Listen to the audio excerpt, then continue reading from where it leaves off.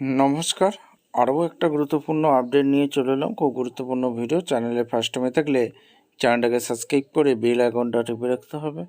আজ কথা বলবো যুবশক্তির নিয়ে। অনেক দিন পর যুবশক্তি নিয়ে ভিডিও আসছে। যুবশক্তির একটা আপডেট নিয়ে চলে এলাম। অন্নপূর্ণা যোজনা নিয়ে অনেক দিন চাপা পড়ে গেছে যুবশক্তির আপডেট কি অনেকেই জানতে চাইছেন। এই যুবশক্তির 3,000 টাকা বেকার ভাতা কী আপডেট উঠে আসছে। সেপ্টেম্বরে আবেদন, পুজোর আগেই 3,000 টাকা পেয়ে যাবেন। কাদের কাদের ঢুকবে? আপনার যদি গ্র্যাজুয়েশন হয়ে থাকেন 3,000 টাকা, যদি মাধ্যমিক হয়ে থাকেন 2,000 টাকা। আপনাদের অনলাইনে আবেদন করতে হবে। কী কী আপডেট উঠে আসছে সমস্ত কিছু বলবো। চ্যানেলে ফার্স্ট টাইমে থাকলে চ্যানেলটাকে সাবস্ক্রাইব করে বেল আইকনটা টিপে রাখতে হবে লেটেস্ট গুরুত্বপূর্ণ আপডেট পাওয়ার জন্য। স্টেপ টু স্টেপ আজকের আপডেটটি আপনাদের সামনে তুলে ধরছি। এই প্রতিবেদনে কি বলছে? দুর্গাপুজোর আগেই শিক্ষিত বেকারদের মাসে 3,000 টাকা। রাজ্যে কর্মহীন যুবক যুবতীর জন্য ঘোষিত যুবশক্তি প্রকল্প বাস্তবায়নের প্রক্রিয়া এগাচ্ছে জোর কদমে। প্রশাসনিক সূত্রের খবর, সব কিছু পরিকল্পনা অনুযায়ী চললে দুর্গাপুজোর আগেই প্রকল্পের অনলাইন পোর্টাল চালু হতে পারে। পোর্টাল চালু হওয়ার সঙ্গে সঙ্গেই আবেদনের গ্রহণের পাশাপাশি যোগ্য আবেদনকারীদের তথ্য যাচাইয়ের প্রক্রিয়াও শুরু হবে। ফলে দীর্ঘদিন ধরে আর্থিক সহায়তার অপেক্ষা থাকা বহু শিক্ষিত বেকার যুবক যুবতীরা মধ্যে আশার সঞ্চার হয়ে গেছে।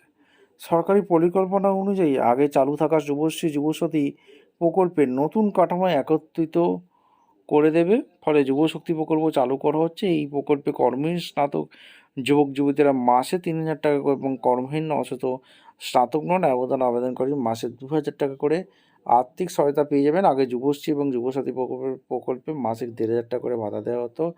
নতুন প্রকল্পে সেই আর্থিক সহায়তার পরিমাণ দ্বিগুণ করা হয়েছে বলে জানা গেছে।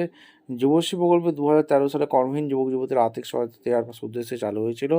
পরবর্তীকালে যুবসাথী প্রকল্প চালু করা হয়। নতুন সরকার ক্ষমতা আসার আগে নির্বাচনী প্রতিশ্রুতিতে এই দুই প্রকল্পের সুবিধা আরও বাড়ানোর আশ্বাস দেওয়া হয়েছিল। সেই প্রতিশ্রুতি অনুযায়ী এখন যুবশক্তি প্রকল্পের বাস্তবায়নের কাজ এগাচ্ছে বলে প্রশাসনিক মহলের দাবি। সূত্রের খবর, শুধু অনলাইনে আবেদন করলেই প্রকল্পের সুবিধা পাওয়া যাবে না। আবেদনকারীকে বয়স, শিক্ষাগত যোগ্যতা, কর্মসংস্থানের বর্তমান অবস্থান এবং অন্যান্য প্রয়োজনীয় নথি খুঁটিয়ে যাচাই করা হবে। প্রয়োজনীয় আধিকারিকরা বাড়ি বাড়ি গিয়ে সমীক্ষাও চালাবেন।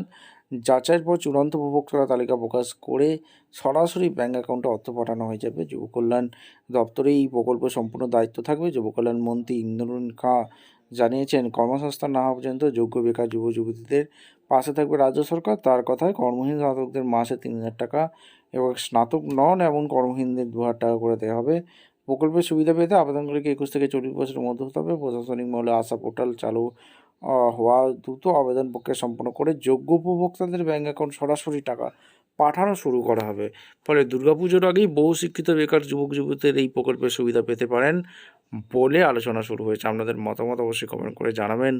চ্যানেলে ফার্স্ট টাইমে থাকলে চ্যানেলটাকে সাবস্ক্রাইব করে বেল আইকনটা টিপে রাখবেন। ধন্যবাদ।